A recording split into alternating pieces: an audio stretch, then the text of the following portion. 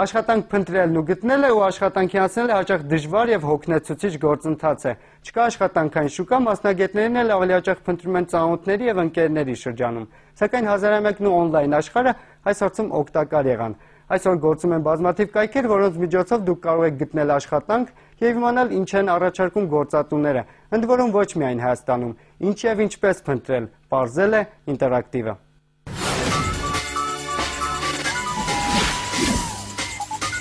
Օնլայն աշխատանք առաջարկողները նախ իրենք են փորձում, թե ինտերնետով աշխատանք կամ աշխատող փնտրելը որքան է հարմար։ Աշխատանքի տեղավորման օնլայն այս գործակալության աշխատակցուհին ինքն էլ է անցել այս ճանապարհով, առցանց փորձել է եւ գտել իր աշխատանքը։ Ոչ մի խաբեություն, ոչ մի բան, այսինքն ով էլ այցելում է հիմնականում գտնում է հենց այն, այսինքն ինչ-որ մի աշխատանք կամ ինչ-որ բան, որ իրեն հետաքրքրում է, ես այդպես էլ դիմում է։ Չկա ինչ-որ միջնորդ կամ ինչ-որ բան, որ ինչ-որ խանգարի կամ ասենք ասի գումարը տուր, հետո բան կլինի եւ այլն եւ այլն։ Օնլայն գործակալություններում վճարում է ոչ թե աշխատանք փնտրողը, այլ գործատուն։ Վիրտուալ աշխատաշուկայում պարզապես պետք է ընտրել ցանկալի գործը եւ զանգել կամ էլեկտրոնային նամակ գրել։ Ամեն դեպքում օրը գոնե 2500 հոգի այցելում է այս կայք, հենց այս ակնկալիքով։ Շաբաթվա ընթացքում մի 20-25, նույնիսկ ավելի, այդպես չնշեմ հենց կոնկրետ, կազմակերպություն տեղադրում են իրենց հայտարարությունները, մենք տեսնում ենք, որ 15-20 ասենք օր հետո կամ 10 օր հետո նրանք հանում են այդ հայտարարությունը։ Իսկ դա արդեն նշանակում է, որ նրանք գտել են աշխատող։ Ինտերնետում աշխատանք փնտրելն ավելի հարմար է ու մատչելի, բայց վտանգներն այստեղ նույնպես քիչ չեն։ Աշխատանքի գործակալներն առաջարկում են դրանցից խուսափելու համար կարդալ հայտարարության բոլոր կետերը, ինտերնետում փնտրել հավելյալ ինֆորմացիա գործատուի մասին։ Ուշադրությունն քիչ, թե անճշտություններն էին շատ, բայց օնլայն աշխատաշուկայի բացասական կողմերը պատուհաս դարձան Էլենի համար։ Ես եթե դիմում էի PR մասնագետի կամ նույն լրագրողի աշխատանքի համար, ինձ որպես կանոն հետո առաջարկում են կամ գովազդային գործակալի աշխատանք, չնայած նրանք հայտը ներկայացրել են հենց կոնկրետ որպես PR բաժնի աշխատակից, չէ՞ ասենք։ Այս պահին արդեն աշխատանք ունի, բայց դեռ չի մոռացել մեկ շաբաթվա մեջ 2 անգամ վիրտուալ սխալ հայտարարության իրական հետքերով գնալու տհաճությունը։ Հայտնի սուպերմարկետների ցանցին պետք էին PR բաժնի աշխատակիցներ։ Ես ուղարկեցի ռեզյումես, աճից մի անգամից զանգահարեցի, որտեղ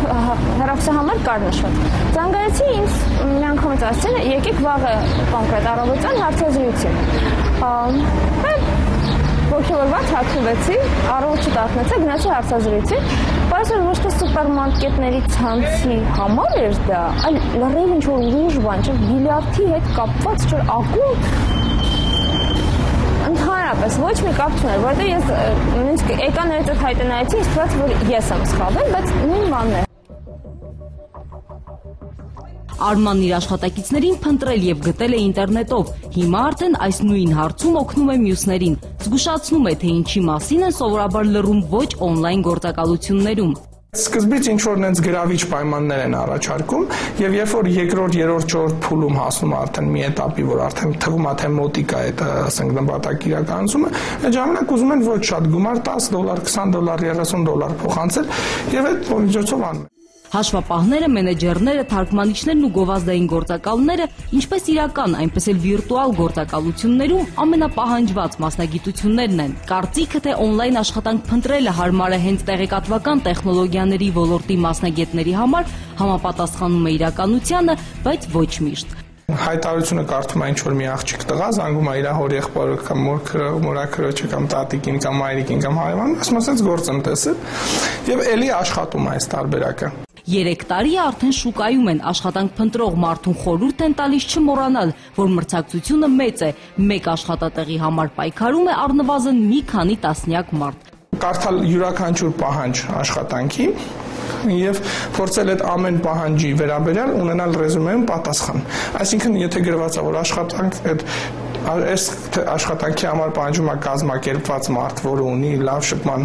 ունակություններ, դու քո ռեզումեի մեջ պետք է դա ցույց տաս, ոչ թե դատարկ խոսքերով, այլ փորձով։ Նույնիսկ եթե դու փորձ չունես, ուսանող ես, դու կարող ես կյանքի փորձ գտնել, որտեղ որ դու այդ ունակությունները ցուցաբերել ես։ Ինտերնետում աշխատանք փնտրելու քայլերը, այցելեք աշխատանքի որոնման օնլայն կայքեր, ուշադիր կարդացեք օնլայն հայտարարությունը, փնտրեք հավելյալ տեղեկություններ գործատուի մասին, հստակ գնահատեք այդ աշխատանքը հենց ձեզ համար է եւ կարող եք այն կատարել։ Ինքնակենսագրությունը գրագետ ձևակերպեք։ Ինքնակենսագրության հետ ուղարկեք նաեւ ուղեկցող նամակ, որում պետք է հիմնավորեք, թե բազմաթիվ դիմողներից ինչու եք հենց դուք արժանի այդ աշխատանքին։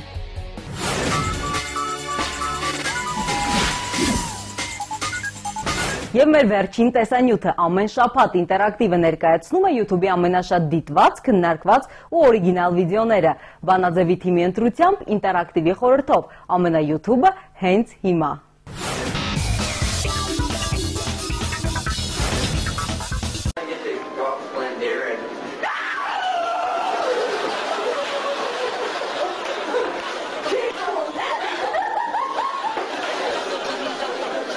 Sure, the mask doesn't do anything to him, but you want to see something really scary?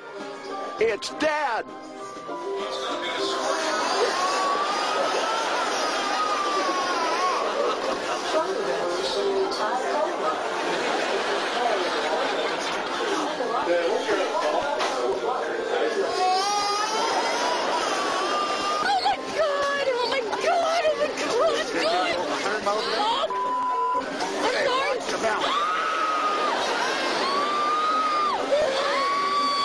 Bigfoot sighting, only this time it's through his eyes. Hey!